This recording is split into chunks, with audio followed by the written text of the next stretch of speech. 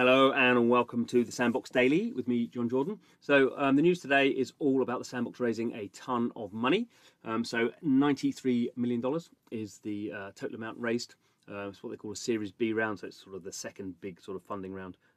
Actually, the Sandbox has done a whole bunch of funding rounds, but we don't really need to care about that. $93 million has been raised. The main investor is called SoftBank, really big Japanese sort of media investment sort of company, very aggressive in how it puts its money, and is really starting to get into blockchain stuff. So SoftBank, its Vision 2 fund has sort of been the leader of this sort of funding round.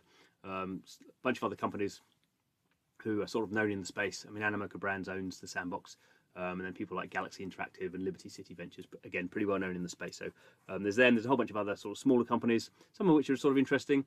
So there's some games companies like Come To Us. There's Samsung and LG, obviously consumer electronic companies getting involved as well. A whole bunch of other investment funds. So we don't need to worry too much about that. We just need to understand a ton of money coming into the Sandbox, which is obviously good for the Sandbox. It means they can hire more people, do more deals. It's sort of accelerate their plans. Not that they were lacking money, I don't think, really.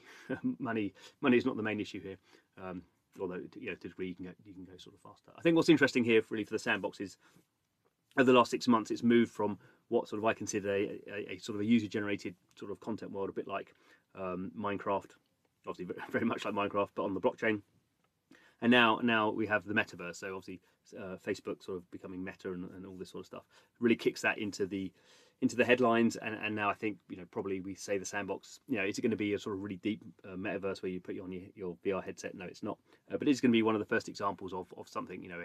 A open ecosystem where people can build stuff without any permission, and people can earn in there as well. So they've been talking in this press release about play to earn, a really big thing in the blockchain game space, and that just means you can earn real value by doing stuff in these in this case the Sandbox metaverse.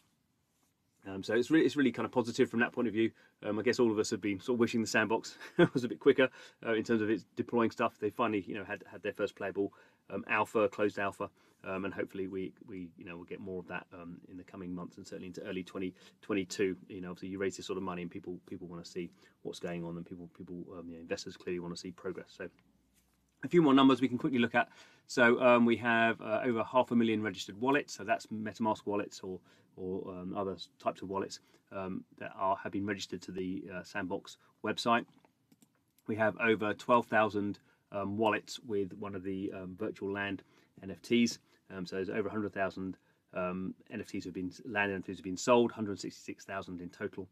So we can see actually quite a lot of these have been bought by people who have more than one, clearly. And in total lifetime sort of volume of sales over $144 million. So that's in terms of Sandbox selling the land in the first place, and then people trading the land amongst themselves. So you can look on OpenSea and find land in the Sandbox and see the price. The price is currently now at 0.7 ETH. So you can do the maths on that. It's getting up to sort of $3,000 for the cheapest land. Obviously, other different locations are much more expensive than that. So definitely all sort of kicking ahead for the Sandbox. It's interesting again that as it says, is beyond. When you start talking about metaverses, you're not talking about just games. So now they're looking at things like fashion, architecture, virtual conferences, virtual shows, art galleries, museums. So we're starting to see this sort of broadening out of the Sandbox from being a very game-focused project to being much more open. We'll see how that sort of pans out, but that's obviously what people are looking for when it comes to metaverse.